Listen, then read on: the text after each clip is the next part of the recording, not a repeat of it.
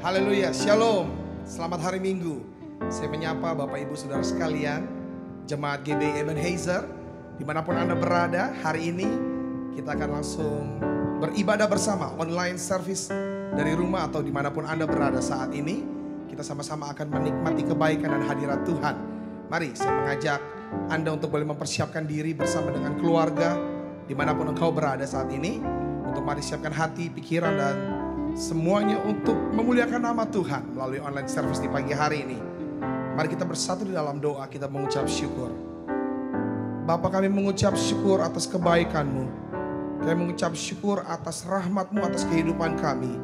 Tak henti-hentinya kami mau berkata Engkau baik, sangat baik, dan teramat baik. Kami boleh ada di tempat ini sebagaimana kami ada. Kami boleh ada sampai saat ini, semua karena kebaikan Tuhan. Kami mengucap syukur untuk nafas kehidupan.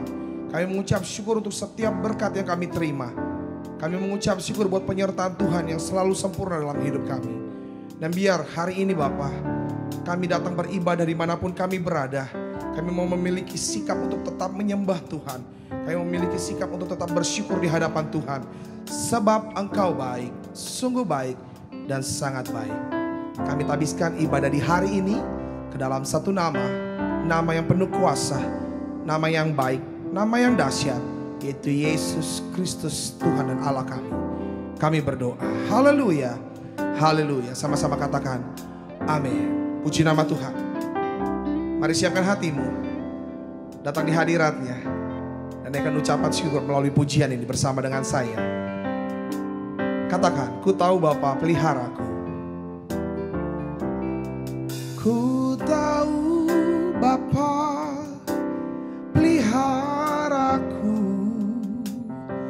Dia baik, Dia baik.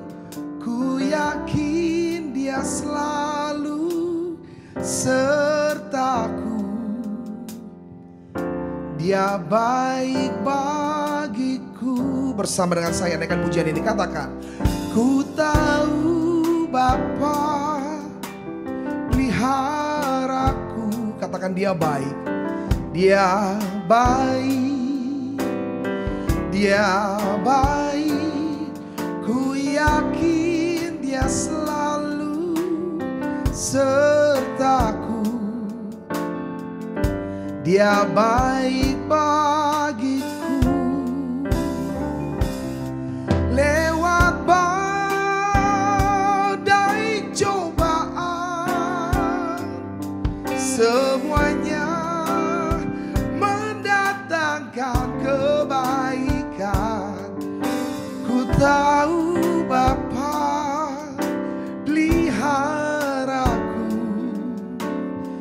Dia baik bagiku.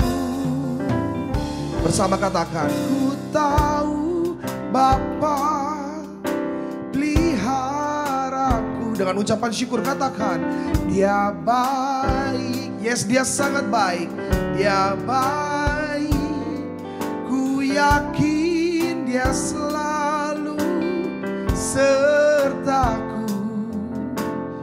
Dia baik bagiku.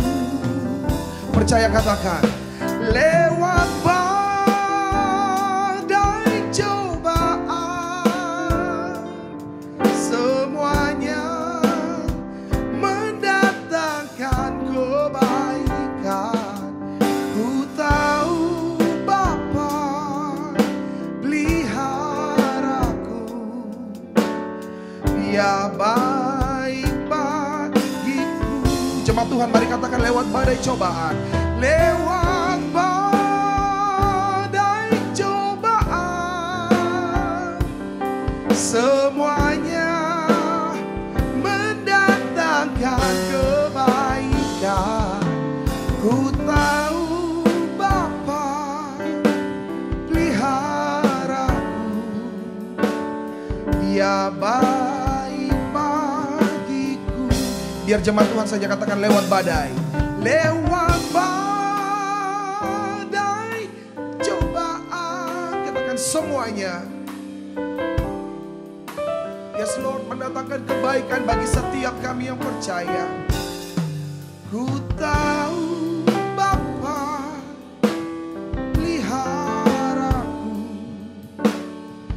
Dia baik bagiku. Katakan dia baik bagiku. Dia baik bagiku. Dia baik bagiku. Mari datang di hadapannya dengan ucapan syukurmu. Mari datang di hadapannya dengan ucapan syukurmu dan katakan, kami bersyukur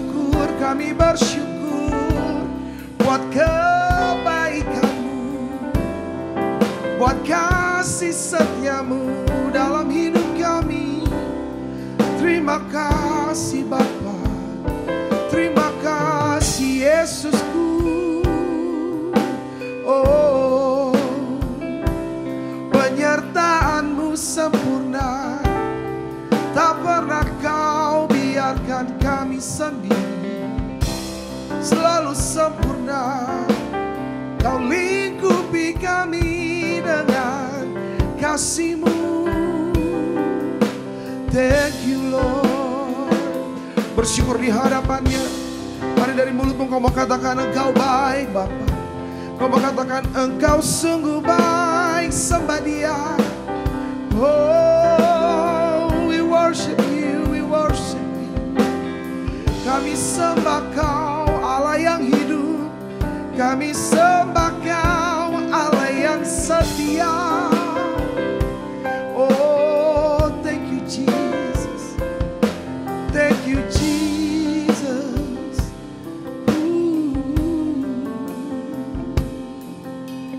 Mari saudaraku, taruh tangan kirimu di dadamu, angkat tangan kananmu bersama dengan saya di tempat ini. Nyatakan kekagumanmu atas kebaikan dan kebesarannya.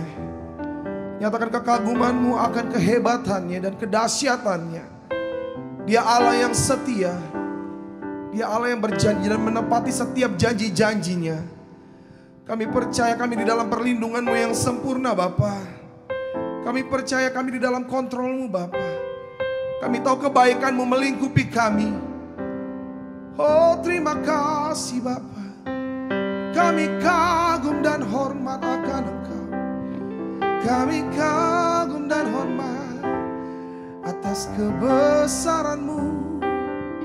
Thank you Lord. Mari katakan, ku kagum hormat akan Engkau. Ku kagum hormat akan Engkau. Kau Allah yang layak dipuji. Ku kagum akan Engkau. Saya undang kita bangkit berdiri dimanapun Engkau berada. Katakan, kami kagum hormat akan Engkau. Come on. Akan Engkau.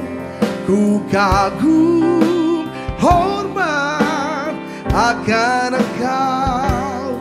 Kau Allah yang layak dipuji. Ku kagum akan Engkau. Angkat kedua tanganmu, katakan, ku kagum hormat akan Engkau. Ku kagum hormat akan Engkau. Kau Allah yang layak dipuji. Ku kagum akan Engkau. Kami kagum akan Engkau. Ku kagum akan Engkau. Ku kagum akan Engkau. Mari berikan tepuk tangan sorak-sorai bagi Allah kita. Mari serukan namanya, katakan haleluya. Katakan haleluya, haleluya. Kami kagum akan kebesaran-Mu Bapa. Ajaib Tuhan, ajaib Tuhan. Thank you Lord. Kami memuji kebesaran-Mu, ajaib Tuhan, ajaib Tuhan. Tiada Allah yang seperti Engkau. Kami mau menikmati kebaikan-Mu. Kami mau menikmati sungai sukacita surga di tempat kami berada. Sebab kami percaya Roh-Mu yang hidup, Roh-Mu yang baik ada di tengah-tengah ibadah kami. Dan Dan kami siap meninggikan Raja di atas segala raja. Di dalam satu nama kami berdoa, yaitu Yesus Kristus Allah kami yang hebat. Haleluya. Mari sama-sama katakan amin. Haleluya. Mari naikkan pujian dengan penuh sukacita bersama-sama. Katakan, Dia Allah sumber kekuatan kita. Allah sumber kekuatan kita. Haleluya. Hey, bertepuk tangan bersama dengan saya. Naikkan pujian ini. Come on saudaraku. Come on. Katakan, hanya Kau milikku di surga. Tiada yang ku ingini di bumi, hanya Kau. Tak ku andalkan kekuatanku, namun yang pasti Kau tetap selamanya Allah sumber kuatku, Allah sumber kuatku, Allah sumber kuatku dan bagianku selamanya. Mari bersyukur, bertepuk tangan dengan saya. Katakan, hanya Kau milikku di surga, dan hanya Kau yang kami ingin di bumi ini. Come on, angkat suaramu, singing. Hanya Kau milikku di surga. Oh, tiada yang ku ingini di bumi, hanya Kau. Tak ku andalkan kekuatanku. Katakan, come on. Namun yang pasti Kau tetap selamanya. Oh Allah sumber kuatku, Allah sumber kuatku, Allah sumber kuatku dan bagianku selamanya. Katakan, Allah sumber, come on, kuatku. Nyanyikan, oh yeah, kuatku, Allah sumber kuatku dan bagianku selamanya. Saya mengajak saudara, mari bangkit berdiri bersama. Naikkan pujian dengan penuh sukacita, menari seperti Raja Daud menari. Come on, oh yeah. Mari bersama dengan saya katakan, angkat tangan kananmu dan katakan, tak ku andalkan, tak ku andalkan kekuatanku. Mari, come on.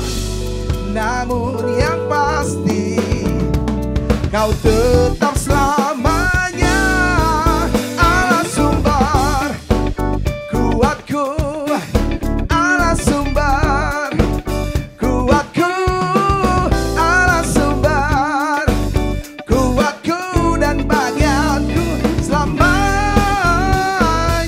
Yang percaya katakan, Allah sumber, yeah, kuatku, Allah sumber kuatku, Allah sumber kuatku dan bagianku selamanya, selamanya, selamanya, selamanya. Oh yeah, come on. Dia Allah sumber kuatku, oh selamanya. Berikan tepuk tangan buat Allah kita yang dahsyat. Come on. Saya percaya saudara masih kuat memuji Tuhan. Amin. Mari dengan senyuman yang lebar, ajak saudara di kiri kananmu untuk menari bersama memuji Raja kita yang dahsyat. Percaya ada berkat di balik setiap persoalan. Di tengah badai kehidupan, Dia Allah yang setia. Come on. Oh yeah. Nyanyikan bersama dengan saya. Di badai topan dunia, Tuhanlah Tuhanlah perlindunganku, kendati goncang semesta. Tuhanlah perlindunganku.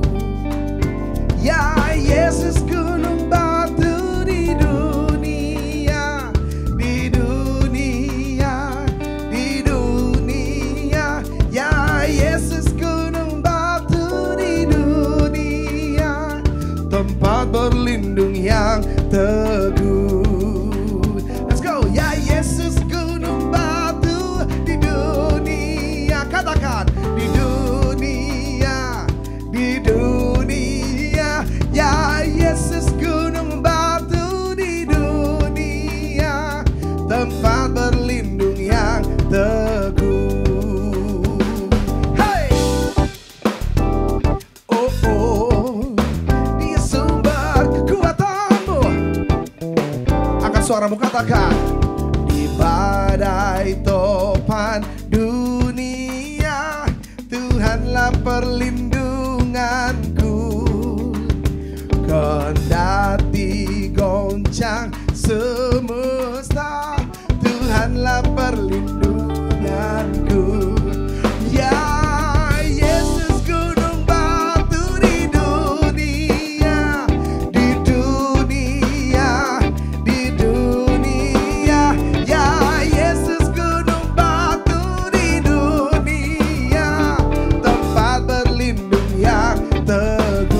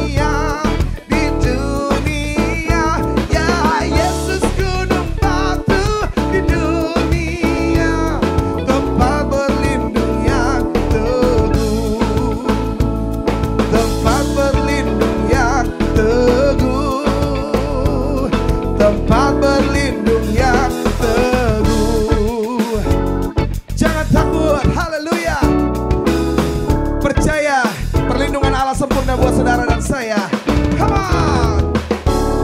Berikan tepuk tangan kemuliaan sorak-sorai bagi Raja kita. Haleluya, haleluya, haleluya, haleluya. Puji nama Tuhan. Kami siapkan hati kami untuk kami menghampirimu Bapa, mendengar suaramu melalui kebenaran firman Tuhan. Kami mau merenungkan kebaikan demi kebaikan yang terjadi dalam kehidupan kami, karena kami terlalu percaya bahwa penyertaan Tuhan selalu sempurna atas kehidupan kami. Kami boleh ada sebagaimana kami ada, semua karena anugerah-Mu berlaku bagi kami.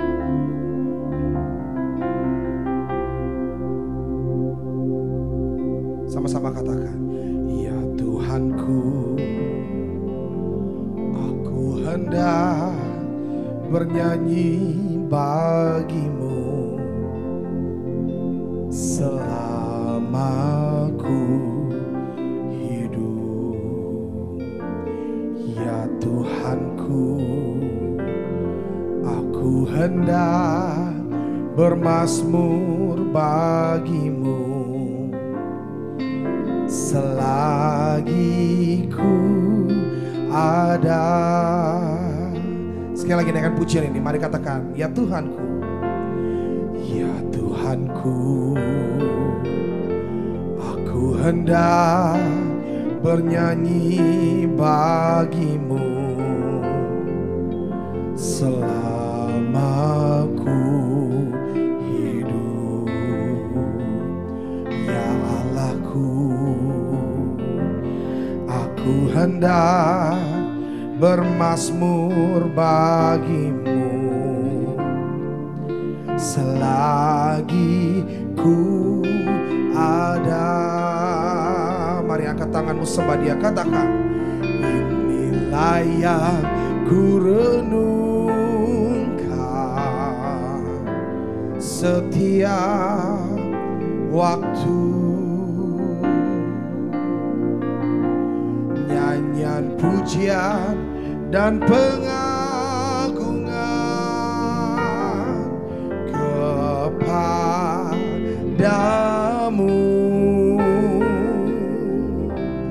Biarlah manis kau dengar Tuhan, manis kau dengar Tuhan, dan hatiku bersuka karenamu.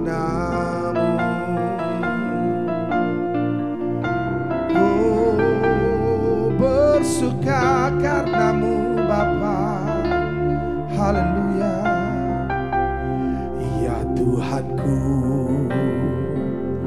aku hendak bernyanyi bagimu selama ku hidup. Ya Allahku, aku hendak bermazmur bagimu selagi ku ada. Mari sama-sama katakan, inilah yang ku renungkan setiap waktu. Nyanyian pujian dan pengagungan kepadamu. Oh, biarlah manis kau dengar Tuhan. Oh, manis kau dengar Tuhan, dan hatiku bersuka karenamu. Oh, inilah yang ku renungkan. Katakan, setiap waktu, setiap waktu. Nyanyian pujian dan pengagungan kepadamu. Oh, mari katakan, biarlah manis kau dengar Tuhan, manis kau dengar Tuhan, dan hatiku bersuka. Katakan, dan hatiku, dan hatiku bersuka, dan hatiku bersuka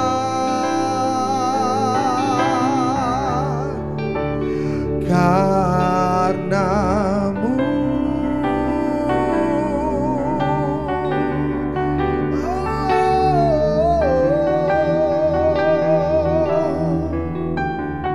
Bersuka karenamu Tuhan, sebab Engkau baik, sebab Engkau baik untuk selamanya. Oh,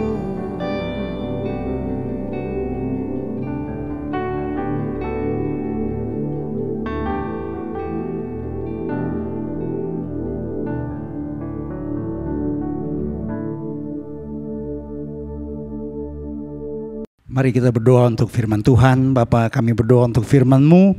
Kami percaya firman Tuhan adalah kebenaran.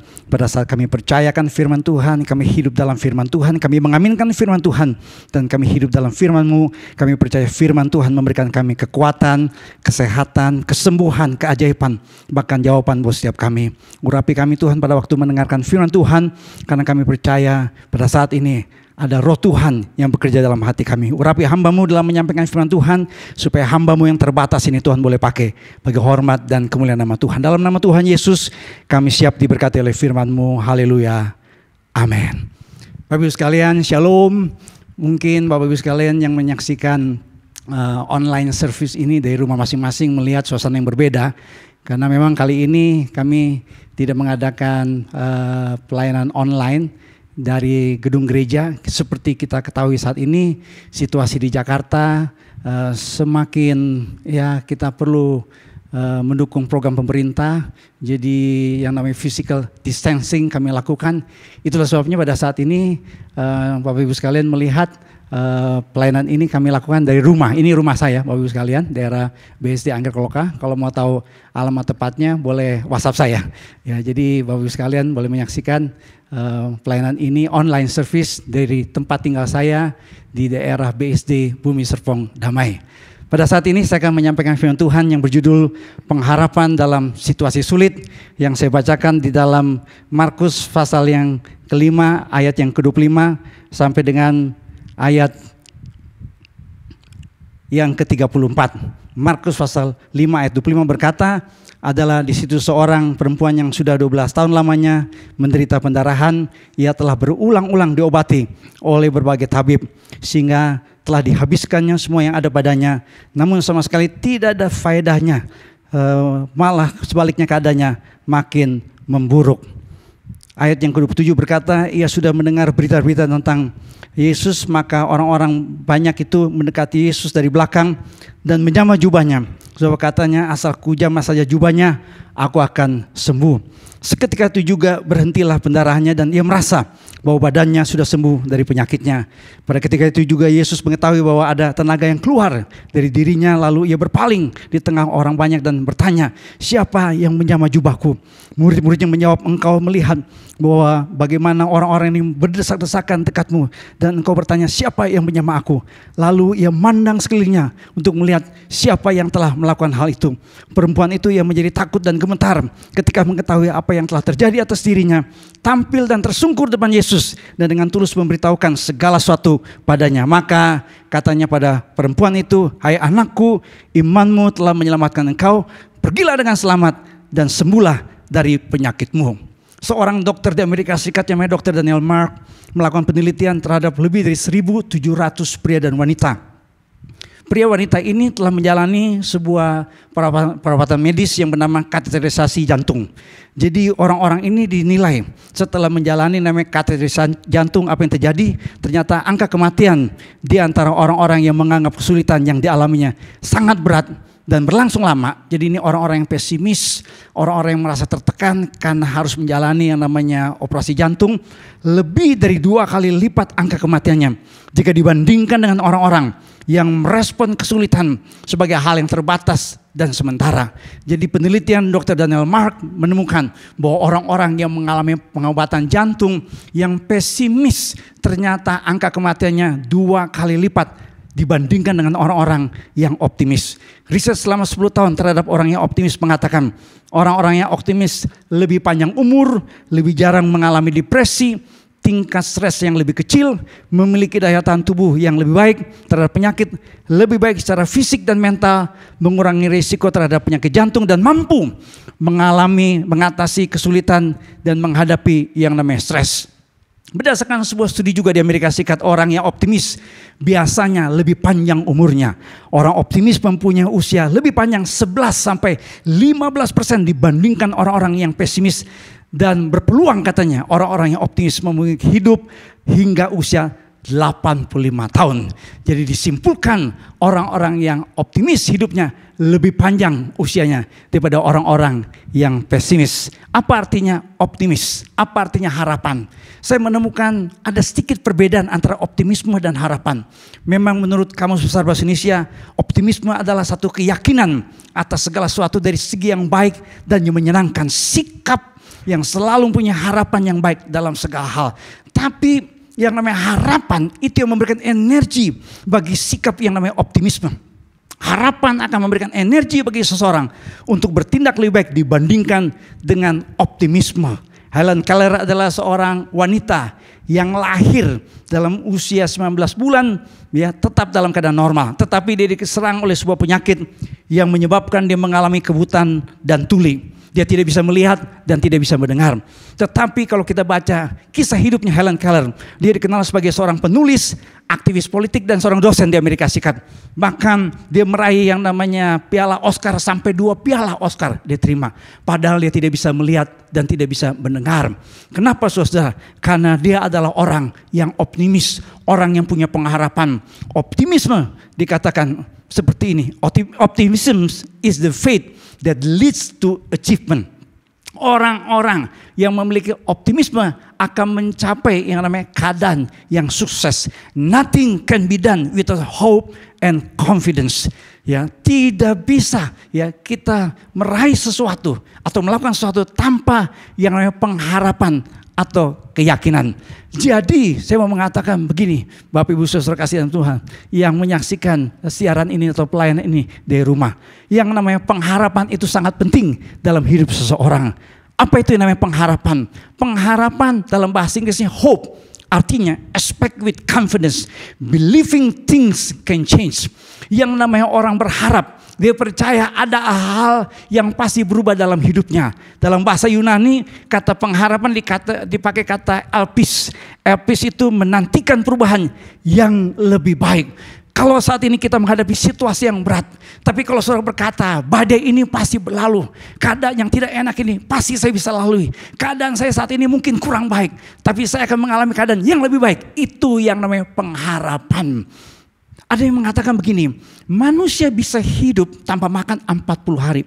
Manusia bisa bertahan hidup 3 hari tanpa air.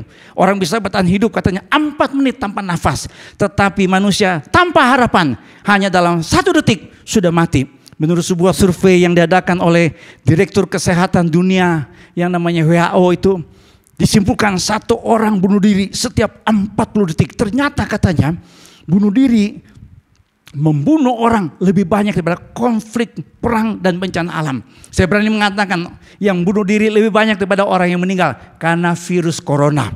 Viktor Frankl, seorang yang survive, seorang yang selamat dari yang namanya kamp konsentrasi Nazi Jerman. Mungkin Bapak Ibu sekalian pernah membaca kisah orang-orang Yahudi yang ditawan oleh Nazi Jerman. Mereka dimasukkan dalam penjara-penjara yang menyedihkan, penjara-penjara yang mengerikan.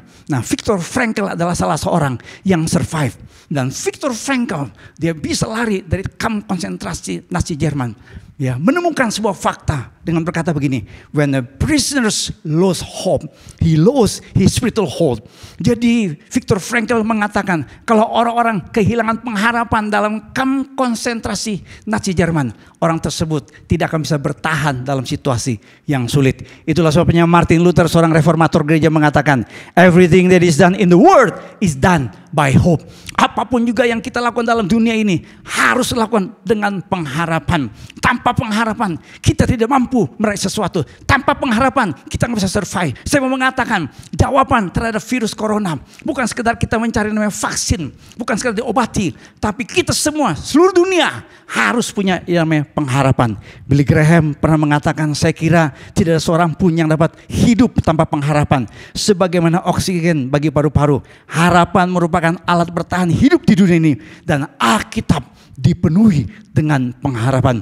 Itulah sebabnya pada saat ini saya mengajak jemaat Tuhan untuk melihat bagaimana kita memiliki pengharapan dalam situasi yang sulit. Yang pertama, kita harus punya pengharapan iman. Di dalam Markus 5 ayat 27 dikatakan, dia sudah mendengar berita-berita tentang Yesus. Maka di tengah-tengah orang banyak itu, perempuan ini mendekati Yesus dari belakang dan menjamah jubah Yesus.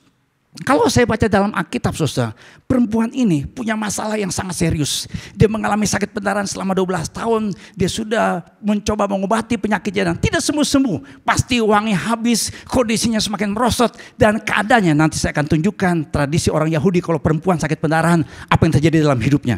Saudara-saudara, tetapi puji Tuhan, dia punya pengharapan iman. Kenapa? Karena dia mendengar berita-berita tentang Yesus. Kalau Bapak Ibu sekalian membaca dalam Markus pasal pertama ayat yang ke-28, Markus 2 ayat yang pertama, Markus 6 ayat yang ke-55. Orang-orang yang mendengar tentang Yesus Kristus, mereka adalah orang-orang yang punya pengharapan dalam iman mereka. Kenapa? Karena dalam Ibrani 11 ayat yang ke-1 jelas dikatakan, iman adalah dasar dari segala sesuatu yang kita harapkan dan bukti dari segala sesuatu yang tidak kita lihat.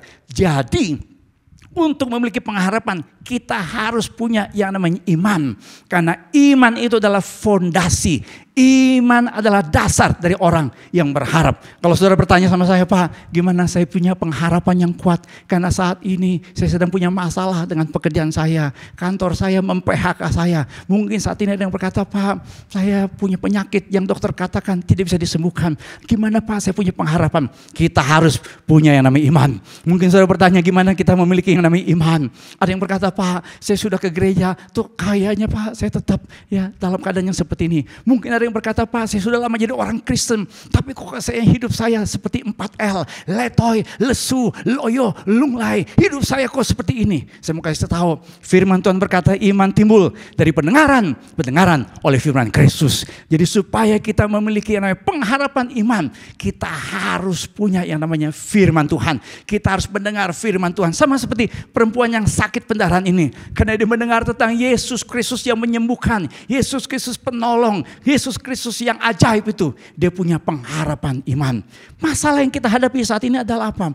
Di tengah-tengah situasi yang berat, yang kita banyak dengar adalah apa? Hoax. Menurut menteri yang namanya Pak Johnny G. Plate, dia mengatakan pertengahan Maret saja sudah ada 196 hoax yang beredar tentang virus corona. Macam-macam hoax yang menakutkan. Sehingga katanya, menurut penelitian para ahli dalam bidang kejiwaan, dampak buruk berita hoax itu mengganggu kesehatan mental seseorang. Kenapa dalam situasi sudah seperti ini kita harus memfilter berita yang kita dengar? Karena kalau kita mendengar berita-berita yang menakutkan, kita akan menjadi orang yang mengalami mental breakdown. Saya pernah membaca pengaruh perasaan itu dari pikiran. Pikiran itu mengaruhi perasaan dan perasaan mempengaruhi tubuh kita. Makanya minggu lalu saya memberikan hasil penelitian yang mengatakan bahwa 75-85% penyakit-penyakit kita disebabkan oleh reaksi emosi yang negatif. Dalam situasi yang seperti ini kita harus punya pengharapan iman. Dan pengharapan iman kita bisa dapatkan kalau kita mendengarkan firman Tuhan. Itulah sebabnya walaupun dalam situasi yang sangat terbatas kita tidak bisa beribadah bersama, kami tetap ingin melayani saudara di rumah saudara, supaya saudara tetap mendengar firman Tuhan, iman saudara dikuatkan, saudara tetap percaya akan janji Tuhan, sehingga pengharapan dalam hidup saudara itu muncul dan terjadi. Kalau orang mengalami kecemasan katanya, di Amerika Serikat sudah disurvei, lebih banyak orang mengunjungi dokter karena mengalami kecemasan daripada flu and pilek. Ya, seperti kita ketahui zaman sekarang, kita harus punya daya tahan tubuh yang baik. Gimana kita supaya punya daya tahan tubuh yang baik? Kita harus punya pengharapan iman.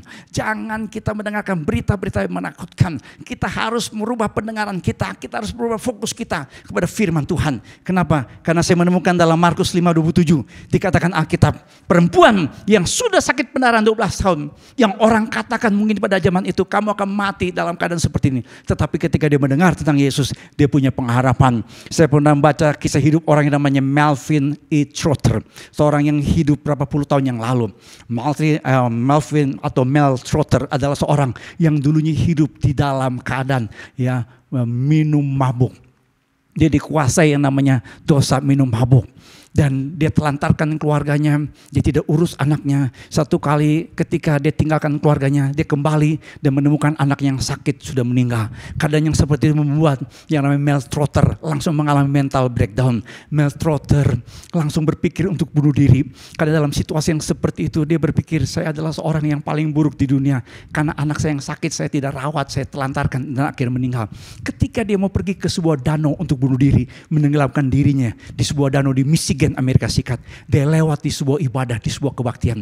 Dia mendengar ada puji-pujian. Dan puji-pujian itu menarik hatinya. Sehingga Mel Trotter masuk dalam gereja. Ketika dia masuk dalam gereja, tiba-tiba ada seorang bapak yang tidak dia pernah kenal sebelumnya. Bapak ini menghampiri dia, duduk di sampingnya. Dan berbicara tentang iman, berbicara tentang Yesus Kristus, berbicara tentang pengharapan dalam Tuhan. Mel Trotter yang berpikir untuk bunuh diri, dia tinggalkan niatnya untuk bunuh diri. Dan singkat cerita, kalau Bapak Ibu sekalian buka di Wikipedia, buka di internet, ketik nama Mel Trotter, kita menemukan orang ini dikenal sebagai seorang hamba Tuhan yang melayani ribuan pemabuk di Amerika Serikat. Kenapa Mel Trotter yang semula pengen bunuh diri, tidak jadi bunuh diri? Karena dia mendengar Injil Yesus Kristus. Penelitian di Universitas Boston, Amerika Serikat mengatakan, kalau orang membaca Alkitab dengan bersuara, seseorang akan mengalami dampak yang hebat dalam proses penyembuhan tubuh dari sakit penyakit. Bahkan katanya penyakit kanker disembuhkan kalau seseorang membaca Alkitab dan mendengar itu. Waduh, ini penelitian yang luar biasa. Jadi firman Tuhan benar. Iman timbul dari pendengaran firman Kristus. Dan apa yang terjadi kalau kita baca firman Tuhan setiap hari? Dengan suara yang terdengar, kita dengar firman Tuhan. Dalam keadaan seperti ini Bapak Ibu sekalian, kalau kita browsing di internet, ya enggak, cari firman Tuhan, dengar firman Tuhan. Buka di YouTube, ya enggak, supaya Bapak Ibu sekalian mendengar firman Tuhan. Saya percaya dalam situasi yang seperti ini, walaupun kondisinya sangat berat, kalau kita mendengar firman Tuhan, maka firman Tuhan akan memberikan kita iman dan pengharapan. Puji Tuhan, haleluya. Yang kedua adalah perkataan iman. Karena dalam Markus 5:28 dikatakan, sebab katanya, asalku jamah saya jubahnya, aku akan sembuh. Di dalam Matius 9:21 sebenarnya perempuan ini berkata dalam hatinya. Matius 9:21 berkata, karena katanya dalam hatinya, asalku jamah saja jubahnya, aku akan sembuh. Ternyata menurut sebuah teori komunikasi manusia 80% adalah berbicara dengan diri sendiri. Sementara Bapak Ibu sekalian mendengarkan khotbah ini dari rumah saudara masing-masing, saudara semuanya lagi bicara sama diri sendiri. Paling banyak katanya. Kalau orang di gereja walaupun dengar firman Tuhan, langsung pikirannya, aduh habis ini mau makan di mana, habis ini mau jalan-jalan kemana, aduh kompor di rumah udah dimatiin belum, gitu ya. Saudara, jadi 80% orang paling banyak bicara dengan diri sendiri. Tapi fakta tentang self-talk, banyakkan orang kalau bicara sama diri sendiri itu adalah negatif sifatnya. Dan ditemukan oleh Don Colbert, kalau orang bicara sama diri sendiri, kata-kata yang kejam, kata-kata yang mengkritik diri sendiri, kata-kata yang tidak menghargai kehidupan yang dimiliki, dan banyak keluhan. Ya, orang yang seperti ini cenderung akan stres. Jadi Bapak Ibu sekalian, kalau kita mau mengalami yang namanya pengharapan di dalam situasi yang krisis, kita harus punya perkataan iman. Kita harus ganti perkataan kita. Perempuan yang sakit pendarahan ini, dia berkata dalam hatinya, asalku jamah saja jubahnya, aku akan sembuh. Kita harus ganti perkataan kita. Jadi perkataannya mengeluh, perkataannya mungkin dalam hati muncul, apa yang akan terjadi dengan usahaku, tokoku sekarang tutup. Mungkin saat ini saudara ya sedang mengalami penurunan omset dalam usaha dan sudah mulai berkata dalam hati, waduh situasi dalam hidupku tidak baik. Saudara harus ganti perkataan saudara. Seperti Daud ketika dikejar-kejar oleh Raja Saul, dia berkata dalam Mazmurnya, Mazmur 57 ayat yang ke-9, bangunlah hai jiwaku, bangunlah hai gambus dan kecapi, aku mau membangunkan fajar. Danny Holt, saya baca kesaksiannya. Ini adalah seorang penderita kanker usus. Tetapi ketika setiap kali dia sakit, dia tidak mengeluh, dia tidak marah sama Tuhan. Tapi dia berkata, Tuhan Yesus terima kasih karena Engkau telah menyembuhkanku. Kesaksian yang saya baca dari kisah hidup Danny Holt adalah apa? Ketika dia selalu berkata seperti itu, Tuhan menyembuhkan penyakitnya. Tuhan Yesus mengkaitkan antara iman dengan perkataan. Dalam Markus 11 ayat yang ke-23. Tuhan Yesus berkata begini, sesungguhnya barang siapa berkata kepada gunung ini, beranjaklah dan tercampaklah ke dalam laut, asal tidak bimbang hatinya, tetapi percaya bahwa apa yang dikatakannya itu akan terjadi, maka hal itu akan terjadi baginya. 10 pengintai yang dikirim oleh Musa berkata, kita tidak dapat maju menyerang masa itu karena mereka lebih kuat daripada kita. Dan mereka dalam Bilangan pasal 13 ayat 32 sampai 33, mereka menyampaikan kabar busuk kepada orang-orang Israel. Dan saudara pasti baca dalam Bilangan 14 ayat 1 sampai dengan ayat yang ketiga. Orang-orang Israel ketakutan, mereka menangis, mereka berontak, mereka bersungut-sungut. Dan apa yang terjadi? Orang-orang Israel yang usianya 20 tahun ke atas tidak masuk tanah perjanjian. Ketika Daud menghadapi namanya Goliat, Daud berkata kepada Goliat dengan perkataan iman, engkau mendatangi aku dengan pedang dan tombak dan lembing, tetapi tetapi aku mendatangi engkau dengan nama Tuhan semesta alam. Bahasa Ibrani adalah Yehovah Zebaot, Allah segala barisan Israel. Ya, kau tantang itu. Jadi yang namanya Daud menghadapi situasi yang berat karena dia harus mengalahkan yang namanya Goliat. Tetapi Daud di dalam hidupnya dia memperkatakan perkataan iman. Dalam situasi yang berat, Jeremiah Denton, ini seorang tentara Amerika Serikat dulunya, ya, ketika dalam perang Vietnam ditawan oleh tentara Vietcong, musuhnya tentara Amerika dalam perang Vietnam. Ketika ditawan oleh musuh tentara Amerika Serikat yang namanya tentara Vietcong, Jeremiah Denton, seorang percaya, dia berkata menghafal ayat-ayat firman Tuhan menjadi doanya. Di dalam situasi yang seperti ini, mari kita memperkatakan firman Tuhan seperti dalam Roma 15 ayat yang ke-13. Mari kita perkatakan, Allah adalah sumber pengharapanku, memenuhi hidupku dengan segala sukacita dan damai sejahtera dalam iman, supaya oleh kekuatan Roh Kudus saya berlimpah-limpah dalam pengharapan. Mari kita perkatakan Roma 5 ayat yang kelima. Pengharapan dalam Kristus tidak mengecewakan hidupku, karena kasih Allah telah dicurahkan dalam hatiku oleh Roh Kudus yang dikaruniakan kepada hidupku. Mari kita perkatakan Roma 12 ayat yang ke-12. Saya bersuka cita dalam pengharapan, sabar dalam kesesakan, dan saya selalu bertekun di dalam doa. Perkatakan Yeremia 29 ayat 11 dengan berkata, sebab Tuhan mengetahui rancangan-rancangan apa yang ada padaku, ya, mengenai hidupku, yaitu rancangan damai sejahtera dan bukan rancangan kecelakaan, untuk memberikan masa depan hidupku yang penuh dengan harapan. Yang kedua, perkatakanlah perkataan iman, maka kita akan memiliki pengharapan dalam situasi yang sulit. Yang ketiga, kita harus punya yang namanya tindakan iman. Dalam Markus 5:27 dikatakan, ketika perempuan ini mendekati Yesus di belakang, dia menjamah jubahnya Yesus. Sebenarnya kalau kita baca dalam Lukas 8 ayat 45, perempuan ini mengalami kesulitan. Bisa bayangkan perempuan yang sakit pendarahan. Dia pasti kondisi tubuhnya tidak fit. Dia lemes. Tetapi dia berusaha di tengah-tengah kerumunan orang banyak untuk menjamah jubah Yesus. Tetapi kalau kita baca dalam Markus 5 ayat 33. Perempuan itu ketakutan. Ketika Tuhan Yesus tahu ada kuasa yang mengalir dari dirinya. Perempuan ini ketakutan. Dalam Markus 5:33. Kenapa? Karena dalam Imamat 15 ayat 25-27. Perempuan yang mengalami pendarahan seperti perempuan ini, apapun yang disentuhnya itu menjadi najis. Jadi kenapa perempuan ini ketakutan? Karena dia tahu kalau dia menjamah jubah Yesus, dalam tradisi hukum Taurat, dalam ajaran orang Yahudi, maka Yesus bisa menjadi najis. Saudara-saudara, tetapi di dalam Markus 5 ayat 34, Tuhan Yesus berkata, hai anakku, imanmu telah menyelamatkan engkau. Pergilah dengan selamat dan sembuhlah dari penyakitmu. Kita menemukan Tuhan Yesus adalah Tuhan yang maha kasih. Dia tahu ada seorang perempuan yang membutuhkan pertolongan. Sehingga walaupun pada waktu itu ada larangan perempuan yang sakit pendarahan yang menjamah jubahnya, Tuhan Yesus berkata, imanmu telah menyelamatkanmu. Ada ungkapan dalam bahasa Inggris yang berkata begini, we don't grow when things are easy. We grow when we face challenges. Ada ungkapan dalam bahasa Inggris yang berkata begini, kita bertumbuh bukan pada waktu suasana yang nyaman. Kita bertumbuh ketika kita harus menghadapi yang namanya tantangan. Saya percaya setelah kita melewati yang namanya pandemik virus corona atau COVID-19 atau COVID-19, iman kita akan lebih bertumbuh. Dalam situasi yang seperti ini susah, kita harus tetap punya namanya tindakan iman. Kita harus tetap memiliki yang namanya satu sikap sebagai orang-orang percaya yang tidak boleh tawar hati menghadapi situasi yang sulit. Saya suka memberikan hasil penelitian dari adversity questionnya Paul Stoll. Paul Stoll meneliti bahwa orang-orang yang sukses menghadapi tantangan adalah orang-orang yang memiliki kecerdasan menghadapi tantangan. Saya suka mengatakan zaman sekarang ada berbagai macam kecerdasan.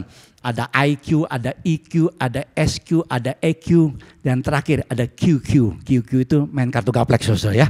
Nah, adversity question ini adalah penelitian yang mengatakan orang menghadapi tantangan seperti kayak lagi mendaki gunung. Dia menemukan yang pertama ketika orang mendaki gunung ada yang tipenya disebut tipe quitters. Quitters adalah orang yang ketika menghadapi tantangan atau dia mau naik gunung persoalannya, dia menyerah. Orang-orang yang seperti ini dia akan jatuh dalam masa narkoba. Saya membaca ada ungkapan yang berkata Indonesia darurat narkoba. Karena kenapa? Penderita narkoba, orang yang mati karena narkoba itu lebih banyak daripada orang yang meninggal karena penyakit virus corona. Kenapa? Karena banyak orang Indonesia ketika menghadapi tantangan dalam hidupnya sehari-hari, mereka menjadi quitters, menjadi orang-orang yang menyerah, orang-orang yang give up. Mengapa orang pakai narkoba? Seorang dokter spesialis kejiwaan mengatakan karena orang mau mencari yang namanya kebahagiaan, orang mau mencari ketenangan dalam hidupnya. Jadi ketika orang menghadapi tantangan, ada banyak yang langsung pasif, langsung menyerah. Dia menjadi orang yang disebut dengan quitters. Ada yang namanya campers. Dia mulai mendaki, tetapi ketika di tengah-tengah pendakiannya dia berhenti dan bikin camp. Makanya disebut sebagai campers. Orang-orang yang seperti ini, dia udah berusaha, dia berkata, baik Pak, saya coba cari kerjaan. Baik Pak, saya berdoa Pak. Saya berdoa buat suami saya Pak, yang diculik secara sukarela oleh seorang perempuan Pak di apartemen. Ya enggak, diculik secara sukarela oleh seorang perempuan. Saya berdoa dia Pak, dia berdoanya cuma 1 minggu. Selesai itu ya dia nggak berdoa lagi dan mulai berpikir untuk bercerai. Ini adalah campers. Seperti orang yang sakit, dia berkata, Pak ya saya kayaknya pasrah aja deh Pak, nggak usah diobatin deh Pak, Bapak nggak usah berdoa lagi buat saya, biarlah saya mati dalam keadaan seperti ini. Ini namanya campers, orang yang menyerah di tengah jalan. Tetapi Paul mengatakan orang-orang yang berhasil menaklukkan gunung persoalannya adalah yang disebut dengan climbers.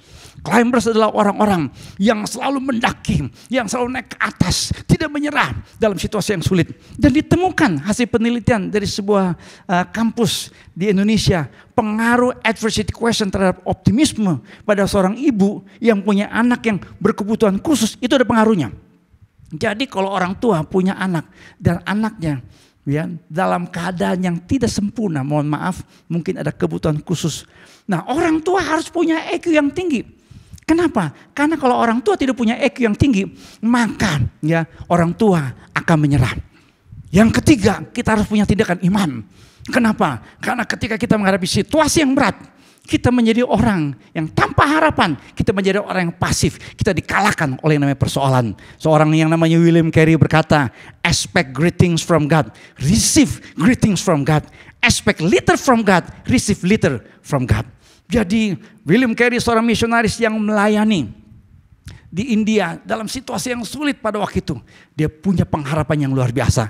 Sehingga William Carey tercatat sebagai salah seorang misionaris yang memberikan pengaruh bagi kekristenan sampai hari ini di India. Saya baca kisah hidup dari seorang yang namanya Dwi Krismawan. Seorang yang menabrak gunung gede dan akhirnya selamat, tetapi dia terbakar dalam kondisi yang luar biasa kondisinya. Ya, kalau Bapak Ibu sekalian pernah baca kesaksiannya atau pernah menyaksikan acaranya diundang oleh Kick Andy dalam acara Kick Andy Show, ya dia menceritakan bagaimana pergumulannya. Walaupun dalam kondisi yang mengerikan, ya dia melalui situasi yang berat, tapi yang namanya Dwi Krismawan, dia menjadi orang yang punya pengharapan. Dia menjadi orang yang jadi berkat. Dia menjadi pembicara di mana-mana. Dia bicara tentang bagaimana seseorang melewati situasi yang krisis. Dan dia mengatakan harus punya yang namanya pengharapan. Uskup Desmond Tutu punya ungkapan yang luar biasa. Hope is being able to see that there is light despite all of the darkness. Uskup Desmond Tutu berjuang di tengah-tengah situasi apartheid yang mengerikan di Afrika Selatan. Dulu di Afrika Selatan yang namanya orang kulit hitam ditindas oleh orang kulit putih. Orang kulit hitam seakan-akan tidak lagi punya pengharapan untuk bisa hidup bertahan di tengah-tengah situasi faham politik apartheid.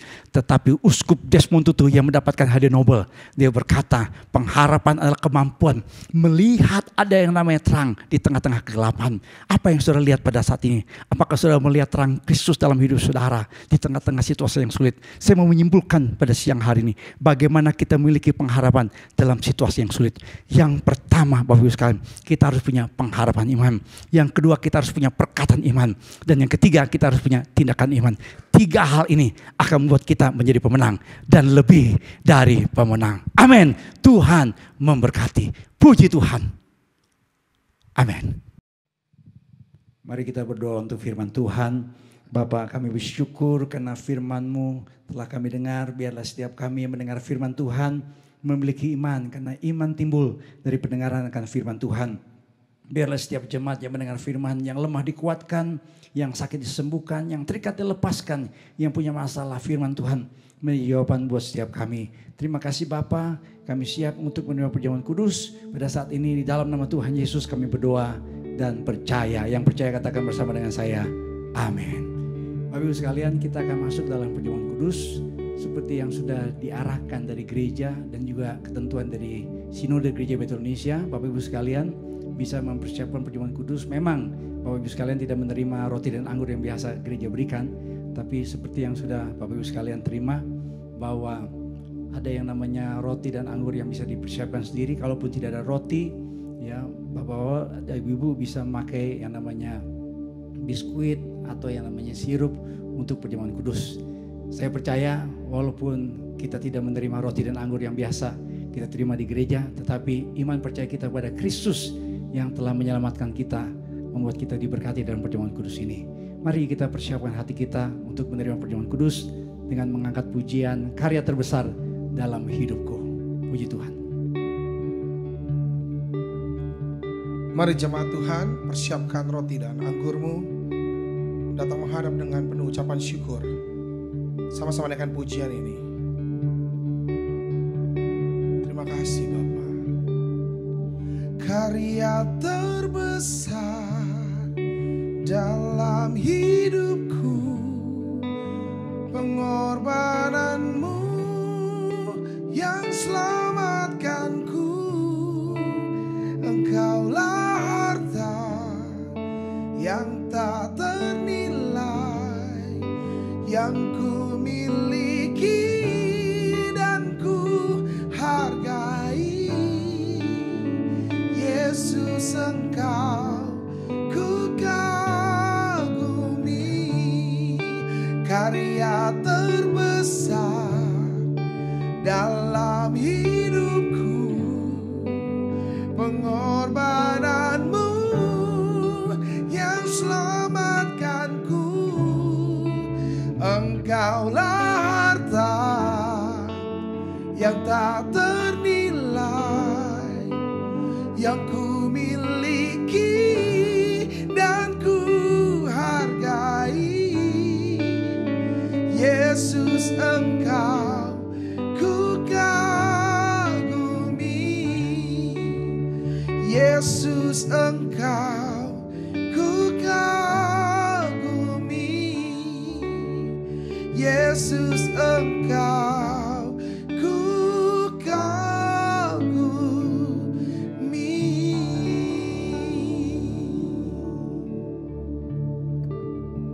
Mari Bapak Ibu sekalian kita berdoa untuk roti dan anggur perjamuan kudus.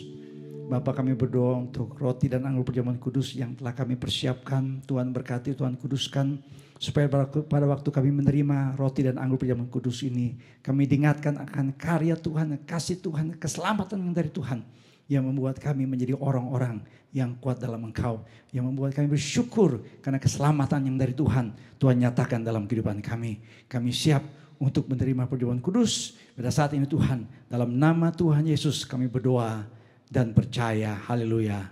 Amin. Mari Bapak Ibu sekalian, kita berdiri bersama. Mari kita angkat roti di tangan kanan kita dan dengarkanlah firman Tuhan. Sebab apa yang telah kuteruskan kepadamu telah kuterima dari Tuhan, yaitu bahwa Tuhan Yesus pada malam waktu ia diserahkan mengambil roti, dan sudah itu ia mengucap syukur atasnya. Ia memecah-mecahkannya dan berkata, inilah tubuhku yang diserahkan bagi kamu. Perbuatlah ini menjadi peringatan akan aku. Saudaraku, bukankah ketika kita makan dalam perjamuan kudus, berarti saudara dan saya beroleh kesempatan kembali bersekutu dengan tubuh Kristus dan di dalam anugerahnya? Kalau saudara percaya katakan amin. Saudaraku, apakah saudara percaya karena tubuh Kristus yang terpecah-pecah di atas kayu salib, kita mendapatkan pengampunan dosa dan memiliki hidup yang kekal bersama dengan Dia? Kalau saudara percaya katakan amin. Mari kita mengucap syukur sesaat untuk tubuh Kristus. Kita bersyukur untuk tubuh Kristus yang telah terpecah-pecah untuk pengampunan dosa kita.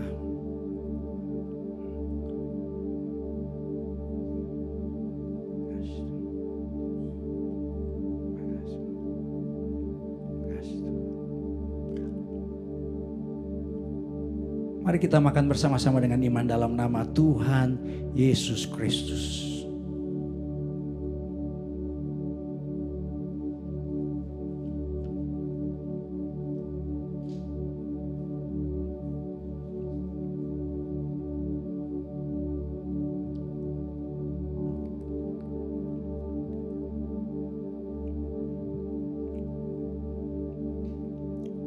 Mari jemaat Tuhan, kita angkat cawan di tangan kanan kita dan dengarkanlah firman Tuhan. Demikian juga ia mengambil cawan, sudah makan lalu berkata, Cawan ini adalah perjanjian baru yang dimeteraikan oleh darahku. Perbuatlah ini setiap kali kamu minumnya menjadi peringatan akan aku. Saudaraku, bukankah ketika kita meminumnya dalam perjamuan kudus, berarti saudara dan saya beroleh kesempatan kembali bersekutu dengan darah Kristus dan di dalam anugerahnya? Kalau saudara percaya katakan amin. Saudaraku, apakah saudara percaya karena darah Kristus yang tercurah di atas kayu salib, seluruh dosa kita telah disucikan oleh darahnya yang kudus sehingga kita menjadi ahli waris dari kerajaan sorga? Kalau saudara percaya katakan amin. Mari kita mengucap syukur sesaat untuk darah Kristus.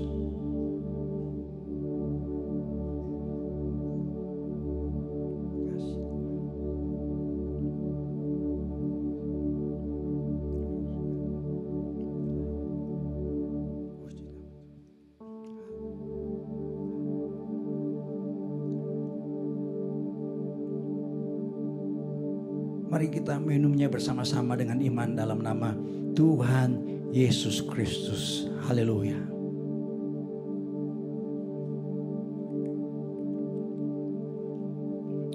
Haleluya, haleluya.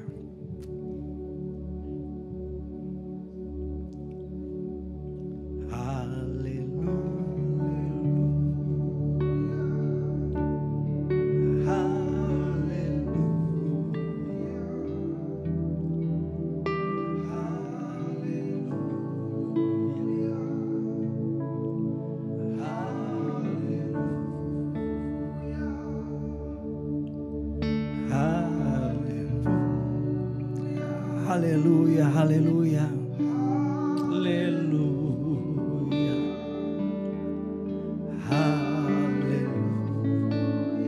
haleluya, haleluya.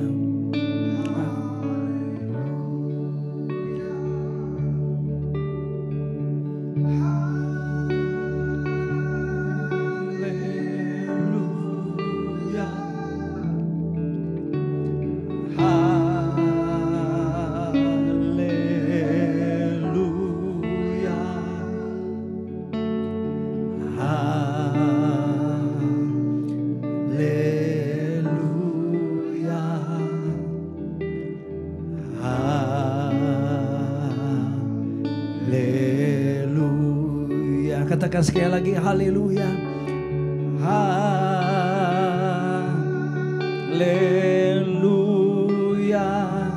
Mari kita angkat tangan kita bersama. Terima kasih Tuhan. Kita bersyukur, haleluya, haleluya, haleluya.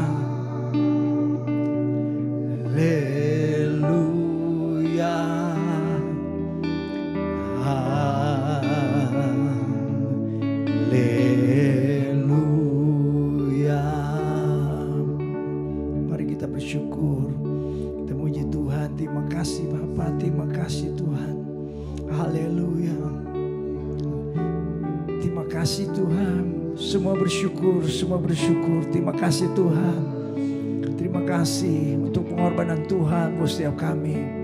Kami bersyukur Bapa. Glory, glory. Mari saudara kita berdoa. Bersyukur Tuhan, dalam kondisi seperti ini kami tetap bisa beribadah.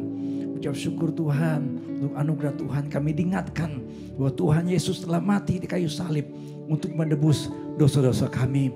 Mari Bapa, Engkau memberkati setiap jemaat yang telah mengikuti ibadah ini. Tuhan memberkati kehidupan kami. Tuhan memberkati apapun yang kami kerjakan. Seluruh keberadaan kami serahkan ke dalam tangan Tuhan. Kami berdoa Tuhan untuk Indonesia. Kami mau berkata buat Indonesia, shalom bagi Indonesia, shalom bagi Indonesia, shalom bagi Indonesia. Kami berdoa untuk pemerintah kami Tuhan, berikan hikmat bijaksana. Para pemimpin dari pusat sampai tingkat daerah, berikan kami Tuhan hikmat yang khusus dari Tuhan, sehingga kami dimampukan Tuhan mengatasi pandemi virus corona ini. Kami berdoa Tuhan untuk para tenaga medis yang sedang berjuang untuk menyembuhkan, untuk merawat para pasien yang tercemar atau yang terkena dengan virus corona Tuhan.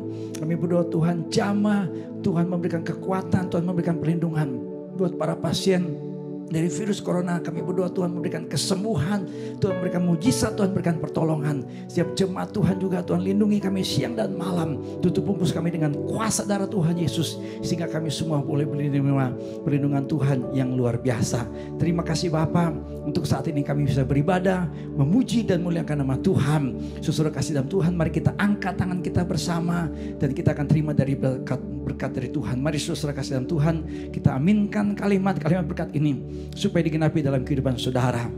Diberkatilah keluarga saudara, diberkatilah usaha dan pekerjaan saudara, diberkatilah pertumbuhan iman saudara, diberkatilah kesehatan saudara, dan diberkatilah masa depan hidup saudara. Saudara kasih dalam Tuhan, terimalah berkat Tuhan, kasih karunia dari Tuhan Yesus Kristus, kasih Allah Bapa, persekutuan pimpinan dan pengurapan Roh Kudus menyertai saudara-saudara sekalian dari sekarang sampai selama-lamanya. Haleluya. Yang percaya katakan bersama dengan saya, amin. Terima kasih Yesusku, terima kasih Yesusku. Puji syukur hanya bagi Tuhanku. Terima kasih Yesusku, terima kasih Yesusku. Puji syukur hanya bagi Tuhanku. Puji syukur hanya bagi Tuhanku. Puji syukur hanya bagi Tuhanku.